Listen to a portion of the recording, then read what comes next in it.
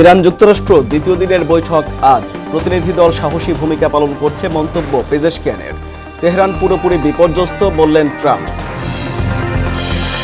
সংরক্ষিত নারী আসনে ত্যাগীদের প্রাধান্য দেবে বিএনপি। মানুষের অধিকার আদায়ে সরকারকে ছাড় না দেওয়ার ঘোষণা জামায়াতের। হামে 24 ঘন্টায় আরও 2 শিশুর মৃত্যু, মোট প্রাণহানি 144। আজ ঢাকা সহ 4 বিভাগে টিকাদান, ভ্যাকসিনের ঘাটতি নেই জানালেন স্বাস্থ্য সচিব। এবং সিন্ডিকেটের ছোবল থেকে বাজারকে মুক্ত করা হবে বললেন বাণিজ্য মন্ত্রী। সাপ্লাই চেইন এআই মডেলের আওতায় আনার ঘোষণা।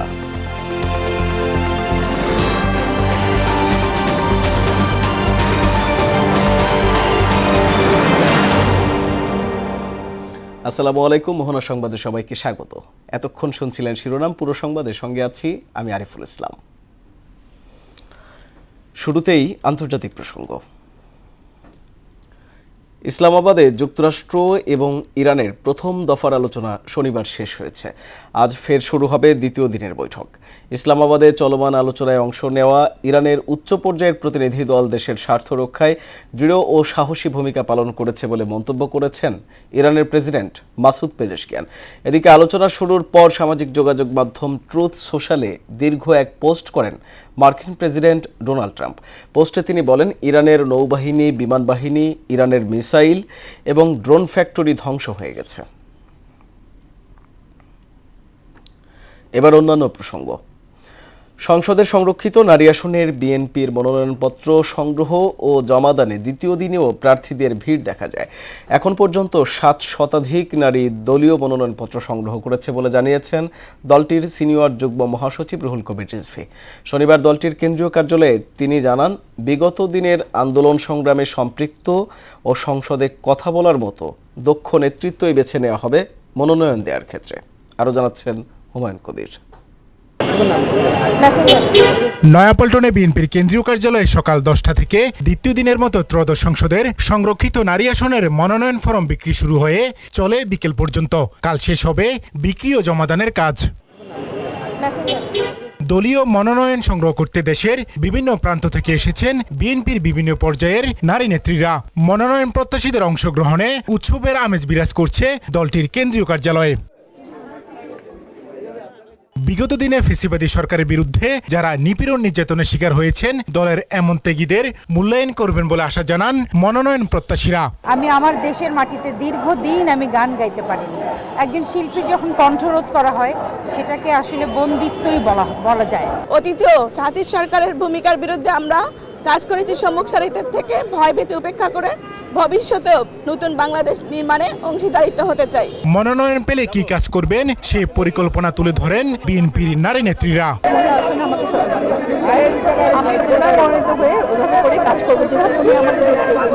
আমার ভিতরের যে কষ্ট, রাগ, ক্ষোভ, বাংলাদেশ থেকে সমস্ত ধরনের গুম, খুন, বিচার বহির্ভূত হত্যা, এগুলো চিরতরে নির্মূল আমি ইনশাল্লাহ করতে চাই। তিনি যে এই বাংলাদেশের মানুষকে নিয়ে এবং নারী ও শিশুদেরকে নিয়ে যে উন্নয়নের স্বপ্ন দেখছেন, তারই ধারাবাহিকতায় তার পাশে থেকে কাজ করতে চাই। পুলিশ যখন ডোর টু ডোর নক করছে এবং বাচ্চাদের ধরার জন্য কোনো বাসা মেসে টিকতে পারে নাই, প্রায় শতাধিক বাচ্চা আমার বাসায় আশ্রয় থাকে, আমার অফিস কাকরাইল, ওখানে তাদের আমি আশ্রয় দিই। এই বিষয়ে প্রধানমন্ত্রী রাজনৈতিক উপদেষ্টা ও বিএনপির সিনিয়র যুগ্ম মহাসচিব রুহুল কবির রিজভী বলেন, গণতান্ত্রিক প্রক্রিয়ায় সংসদ সদস্য নির্বাচন করছে বিএনপি। যোগ্য ত্যাগী নেতাকর্মীদের এই ক্ষেত্রে বিবেচনা করা হবে বলেও জানান তিনি। দলের আন্দোলন সংগ্রামে যাদের ভূমিকা রয়েছে এবং যাদের দক্ষতা রয়েছে পার্লামেন্টে কথা বলার অত্যন্ত যুক্তি সহকারে, এবং সমাজে যাদের অত্যন্ত সুনাম আছে, তাদেরকেই নিশ্চয়ই দল বাছাই করবে বলে আমার দৃঢ় বিশ্বাস। শীঘ্রই দলীয় প্রক্রিয়াটা সম্পন্ন হবে, কারণ সামনে আবার নির্বাচনী ইয়েগুলো আছে। যারা মনোনয়ন পাবেন তারা নির্বাচন কমিশনে তাদের কাজ আছে, সেখানে মনোনয়নপত্র জমা দিবেন। এই নির্বাচনে মোট 50টি আসনের মধ্যে বিএনপি নেতৃত্বাধীন জোট পাবে 36টি আসন, জামাত নেতৃত্বাধীন জোট পাবে 13টি, আর স্বতন্ত্র প্রার্থীদের মধ্যে থেকে পাবে 1টি আসন। হুমায়ুন কবির, মোহনা সংবাদ, ঢাকা। সপরিবারে বেইলি রোডে শিকড় চিলড্রেন্স থিয়েটার প্রযোজনায় শিশুদের নিয়ে এক প্রাণবন্ত অনুষ্ঠানে অংশগ্রহণ করেন প্রধানমন্ত্রী তারেক রহমান। শনিবার সন্ধ্যায় তারা শিশুতোষ নাটকটি দেখতে যান। শিশুদের সঙ্গে প্রাণবন্ত অনুষ্ঠান উপভোগের বিষয়টি নিশ্চিত করা হয় বিএনপির মিডিয়া সেলের পক্ষ থেকে।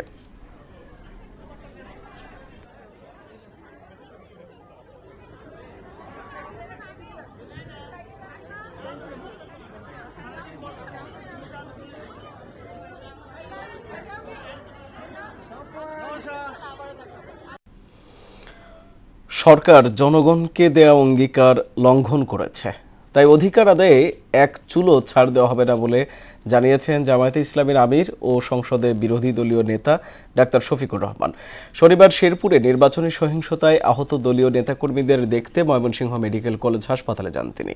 এ সময় হাসপাতালে চিকিৎসাধীন শ্রীবর্দী উপজেলা জামায়াতের সেক্রেটারি সিরাজুল ইসলামের খোঁজ খবর নেন। সংক্ষিপ্ত এই সফরে উপস্থিত গণমাধ্যম কর্মীদের সঙ্গে আলাপে তিনি বলেন, সংসদের ভেতরে ও বাইরে প্রতিবাদ জারি রাখা হবে।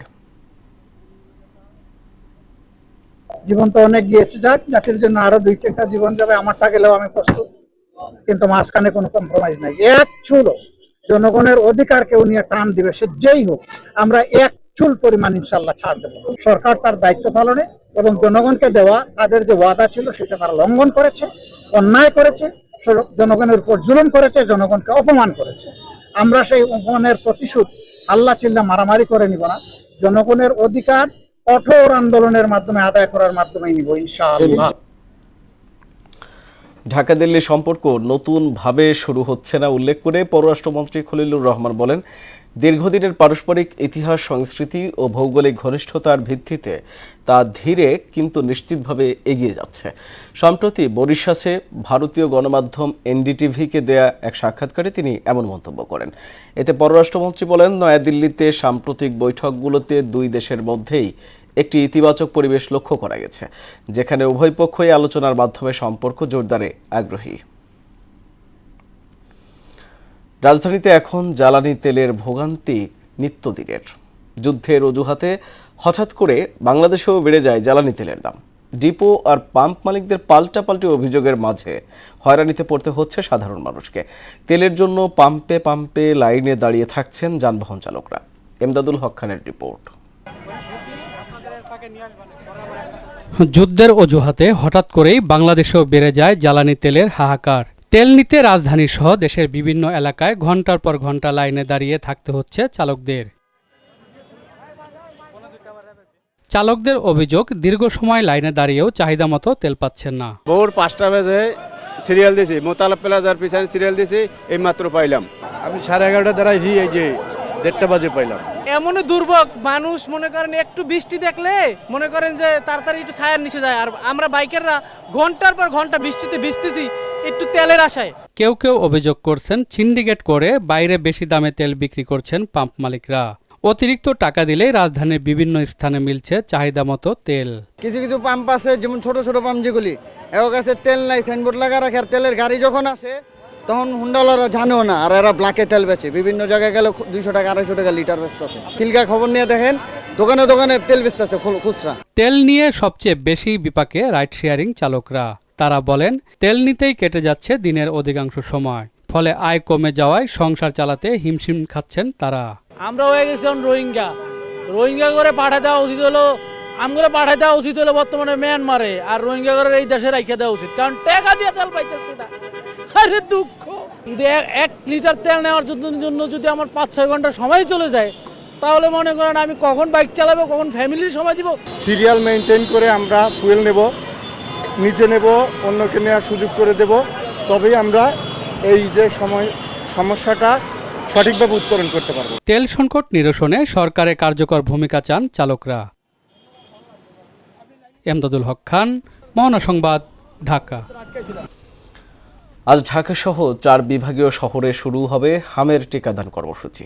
শনিবার আগারগাঁওয়ে এক অনুষ্ঠানে স্বাস্থ্য সচিব কামরুজ্জামান চৌধুরী বলেন, হামের টিকার কোনো ঘাটতি নেই, সব শিশুই টিকা পাবে। এদিকে গেল 24 ঘন্টায় হামের উপসর্গ নিয়ে আরও 2 শিশুর মৃত্যু হয়েছে। সারা দেশে এ পর্যন্ত হামে আক্রান্ত হয়ে মৃত্যু হয় 144 জনের। শামীমুজ্জামান চৌধুরীর রিপোর্ট। ময়মনসিংহ মেডিকেল কলেজ হাসপাতালে গেল ২৪ ঘন্টায় হামে আক্রান্ত হয়ে নতুন আরও ভর্তি হয়েছে ২৭ জন রোগী। আর এই হাসপাতালে হামে আক্রান্ত হয়ে মৃত্যু হয়েছে ১০ জন শিশুর। চাঁপাইনবাবগঞ্জে হামের প্রকোপ ক্রমশ বৃদ্ধি পাচ্ছে। জেলায় মোট ৫৬২ জন সন্দেহজনক হাম রোগী হাসপাতালে ভর্তি হয়েছেন। রাজশাহী মেডিকেল কলেজ হাসপাতালে হামে আক্রান্ত হয়ে ৬২ জন রোগীর মৃত্যু হয়েছে। আক্রান্ত শিশুদের অর্ধেকের বয়স ৬ মাসের কম। হাসপাতালটিতে হামের উপসর্গ নিয়ে চিকিৎসাধীন আছেন ১৫৪ জন শিশু। জ্বর হয়েছিল, জ্বর হওয়ার পর কি হয়েছে হঠাৎ মানে প্রস্রাবের সাথে রক্ত হয়ে যাচ্ছে। যারা বেড পাচ্ছে না তাদের সন্তানদের শোয়াই দিচ্ছে এখানে। হ্যাঁ, ২টা-৩টা যা পাচ্ছে তাই। বাড়িতে যে ৩ দিন পর আবার শ্বাসকষ্ট বেড়ে গেছে, সর্দি কাশ জ্বর আবার মানে যে কি সেই। সারা দেশে এ পর্যন্ত হামে আক্রান্ত হয়ে মৃত্যু হয়েছে ১৪৪ জনের। আর হাসপাতালে ভর্তি রোগীর সংখ্যা প্রায় ৯,০০০। ক্রমে বাড়ছে এ রোগে আক্রান্ত ও প্রাণহানির সংখ্যা। রাজধানীর আগারগাঁওতে বিশ্ব পার্কিনসন্স দিবসের আলোচনায় উঠে আসে হাম প্রসঙ্গ। হামের সংক্রমণ নিয়ে কথা বলেন স্বাস্থ্য সচিব কামরুজ্জামান চৌধুরী। সচিব বলেন, কাল থেকে ঢাকা উত্তর ও দক্ষিণ সিটি সহ ৪ সিটিতে একযোগে হামের টিকা দেওয়া হবে। আগামীকাল ঢাকা উত্তর সিটি কর্পোরেশন ঢাকা দক্ষিণ সিটি কর্পোরেশন এবং চট্টগ্রাম সিটি কর্পোরেশন, ময়মনসিংহ এবং বরিশাল সিটি কর্পোরেশন এলাকায় আমরা একযোগে আগামীকাল থেকে শুরু করব টিকাদান কর্মসূচি। জেলা শহরগুলোতে চিকিৎসা পাচ্ছেন না রোগীরা, এমন প্রশ্নের জবাবে সচিব বলেন, ঢাকা শহরের পাশাপাশি সব জেলা শহরে চিকিৎসা সেবা বাড়ানো হয়েছে। জেলা শহরে এবং আমাদের ঢাকা শহরের বিভিন্ন হাসপাতালেও আমরা এই হামের চিকিৎসা সুবিধা বাড়িয়েছি। শামীমুজ্জামান চৌধুরী, মোহনা সংবাদ, ঢাকা। রাজধানীতে মশার প্রাদুর্ভাব ঠেকাতে বিশেষ প্রচার অভিযান শুরু করেছে ২ সিটি কর্পোরেশন। শনিবার সকালে মিরপুরের মানিকদিতে কার্যক্রমের উদ্বোধন করেন ডিএনসিসির প্রশাসক।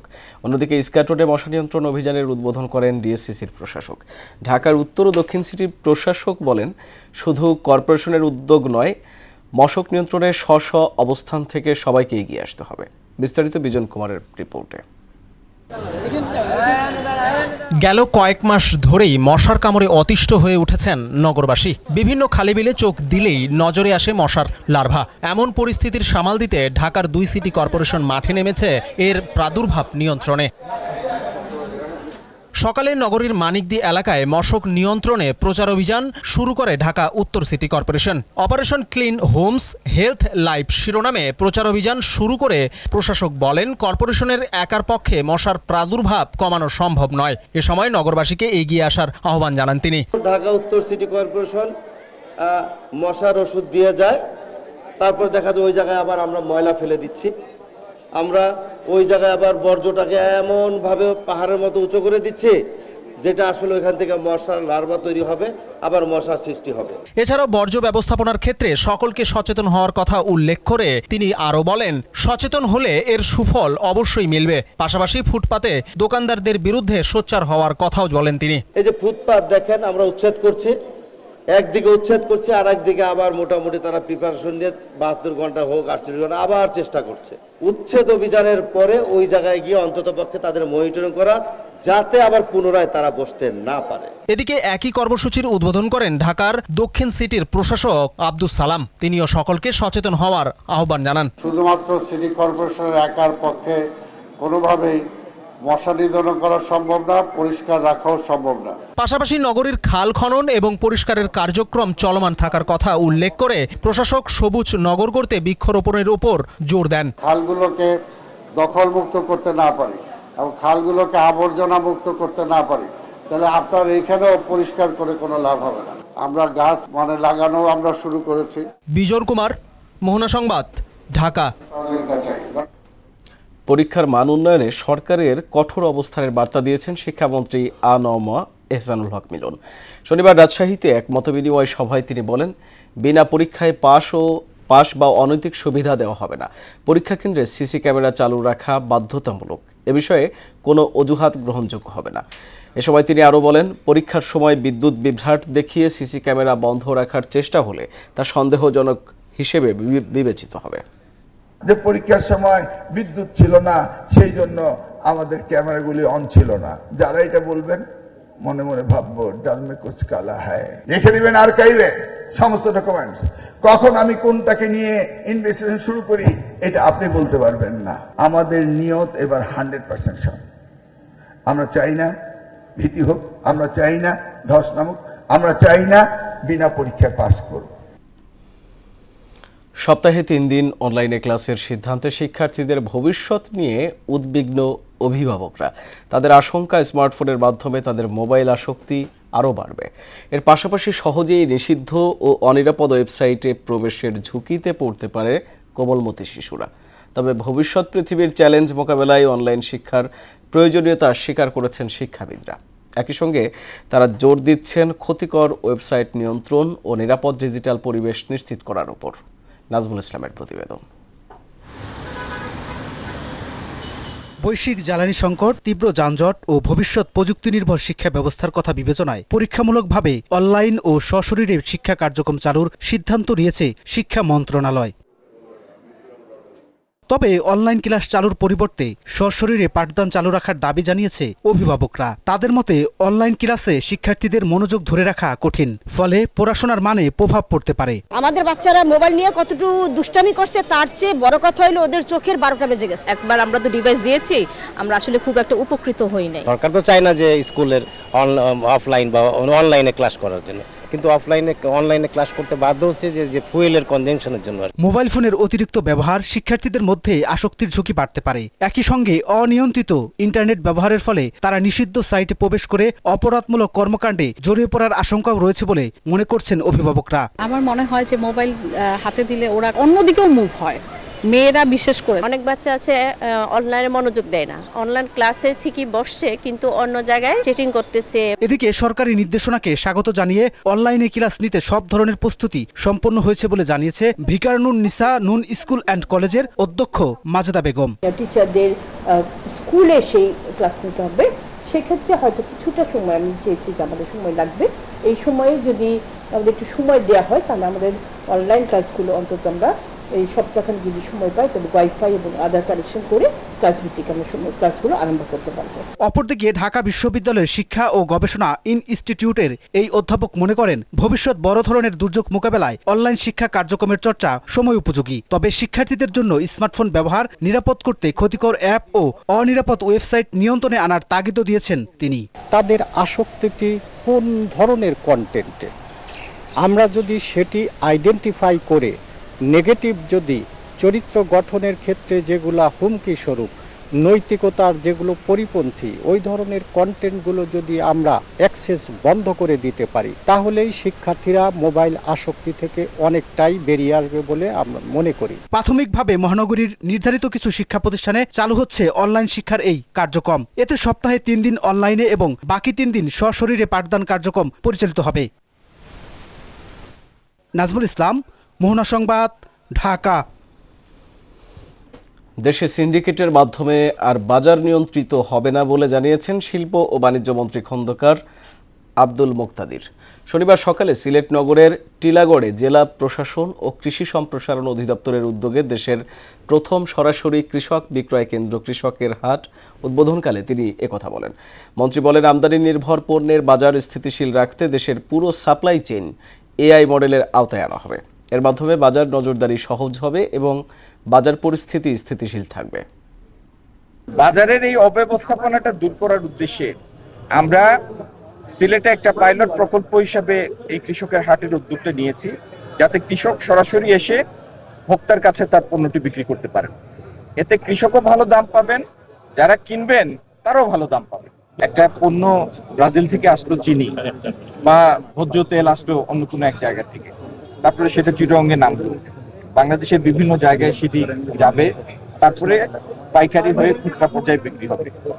এই পুরো সাপ্লাই চেইনটা আমরা একটা এআই জেনারেটেড মডেলে নিয়ে আসবো। দখল হয়ে যাওয়া খাল পুনরুদ্ধারে সরকার কাজ করছে বলে মন্তব্য করেছেন পানি সম্পদ মন্ত্রী শহীদ উদ্দিন চৌধুরী আনি। শনিবার দুপুরে আলমডাঙ্গায় ইছারদাড়ি খালের পুনঃখনন কর্মসূচি উদ্বোধন অনুষ্ঠানে একথা বলেন তিনি। এ সময় প্রয়াত রাষ্ট্রপতি জিয়াউর রহমানের খাল খনন বিপ্লব শেষ হলে স্বনির্ভর বাংলাদেশ অব্যাহত থাকত বলেও জানান তিনি। নির্বাচনের আগেই তিনি নিজে ওই যে পিতার মতো তার দূরদর্শিতা তীক্ষ্ণ দৃষ্টি দিয়ে চিন্তা করেছিলেন, না এই পপুলার খাল খনন জনপ্রিয়তা নিয়ে জনপ্রিয় যেই কর্মসূচি অর্জন করেছিল এটা ফিরিয়ে আনতে হবে এবং গ্রামের মানুষের পাশে দাঁড়াতে হবে।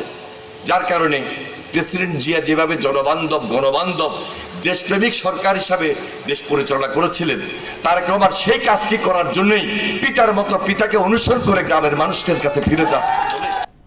সব ধর্মবর্ণের মানুষ যাতে প্রাণ খুলে উৎসব উদযাপন করতে পারে এমন একটি পরিবেশ নিশ্চিতে সরকার কাজ করছে বলে জানিয়েছেন আইনমন্ত্রী আসাদুজ্জামান। দেশকে সামনে এগিয়ে নিতে সকলকে ঐক্যবদ্ধ থাকার আহ্বানও জানান তিনি। আর সংস্কৃতি প্রতিমন্ত্রী আলী নেওয়াজ মাহমুদ বলেন, উগ্র জাতীয়তাবাদ পরিহার করে সবাইকে উদার জাতীয়তাবাদ ধারণ করতে হবে। শনিবার সন্ধ্যায় রাজধানীর মিরপুরে বনফুল আদিবাসী স্কুল অ্যান্ড কলেজে বিজু বৈশু সাংগ্রাই বিহু চাংট্রান ও বিশু মেলায় তারা এসব কথা বলেন। পাহাড়ের মানুষের ছোট বড় যারাই আছেন তাদের যত নিজস্ব সংস্কৃতি আছে সেটাকে আরো বেশি বিকশিত করা, সেটাকে আরো বেশি প্রস্ফুটিত করা আমাদের কাজ। বিজু থেকে বৈশাখী যে কয়দিন থাকে, এই কয়দিন সময়ে যাতে বাংলাদেশের মানুষ প্রাণ খুলে সমস্ত ভয় শঙ্কার ঊর্ধ্বে উঠে উৎসব পালন করতে পারে, সেরকম একটি পরিবেশ আমরা নিশ্চিত করতে চাই। দেশের সব বিমানবন্দর, রেলওয়ে স্টেশন সহ হাইস্পিড গাড়িগুলোকে ফ্রি ওয়াইফাই সেবার আওতায় আনার উদ্যোগ নিয়েছে সরকার। শনিবার কক্সবাজারে সবার জন্য ইন্টারনেট শীর্ষক মতবিনিময় সভায় একথা জানান ডাক, টেলিযোগাযোগ ও তথ্য প্রযুক্তি মন্ত্রী ফকির মাহবুব আনাম। এ সময় পর্যটন শিল্পের বিকাশে বিনিয়োগ বাড়াতে সহজ সুযোগ তৈরির পাশাপাশি সৈকত শহরকে পরিচ্ছন্ন রাখতে সামাজিক সচেতনতা বৃদ্ধির আহ্বানও জানান তিনি। আর Cox's Bazar is a very important একটা টুরিস্ট এলাকা। বাংলাদেশের অত্যন্ত আমি কি বলবো, lakhs of people every year, millions of people R visiting Cox's Bazar. আজকে এখানে ইন্টারন্যাশনাল এয়ারপোর্ট হচ্ছে, এত সুন্দর একটা আপনার স্টেশন, রেলওয়ে স্টেশন আছে। এখানে আমাদের মাননীয় প্রধানমন্ত্রী ওনার নির্দেশে আমরা কিছু কিছু ট্রেনগুলি আমরা ফ্রি ওয়াইফাই সার্ভিস করে দিয়েছি। চাঁদাবাজদের তালিকা তৈরি করছে র্যাব। তালিকা শেষে সব অপরাধীর বিরুদ্ধে যে কোনো সময় আইনগত ব্যবস্থা নেওয়া হবে বলে জানিয়েছেন বাহিনীটির লিগ্যাল অ্যান্ড মিডিয়া উইংয়ের পরিচালক wing commander MZM Intekhab Chowdhury. শনিবার দুপুরে র্যাব মিডিয়া সেন্টারে আয়োজিত এক সংবাদ সম্মেলনে তিনি বলেন, চাঁদাবাজদের তালিকা প্রস্তুতে মাঠ পর্যায়ে কাজ শুরু করেছে র্যাবের 15টি ব্যাটালিয়ন। জুলাই আন্দোলনের পর র্যাবের বিরুদ্ধে কোনো অভিযোগ ওঠেনি বলেও জানান ইন্তেখাব চৌধুরী।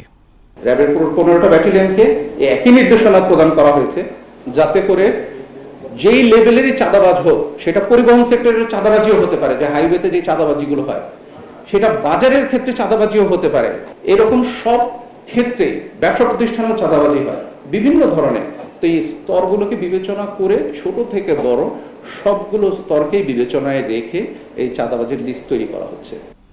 শেষ করব মোহনা সংবাদ, যাবার আগে জানিয়ে দেব শিরোনামগুলো আরও একবার।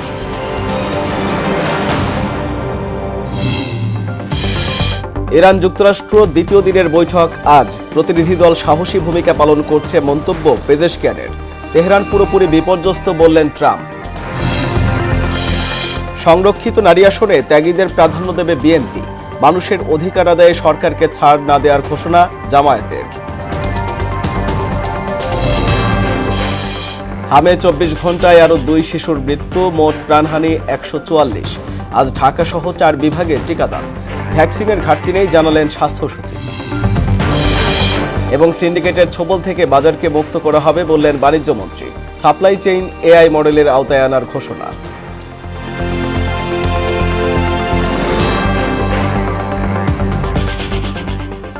এই ছিল মোহনা সংবাদে। মোহনার সবশেষ খবর জানতে ভিজিট করুন www.mohana.tv। সংবাদ দেখতে পারেন ফেসবুক, ইউটিউবেও। এতক্ষণ সঙ্গে থাকার জন্য ধন্যবাদ সবাইকে।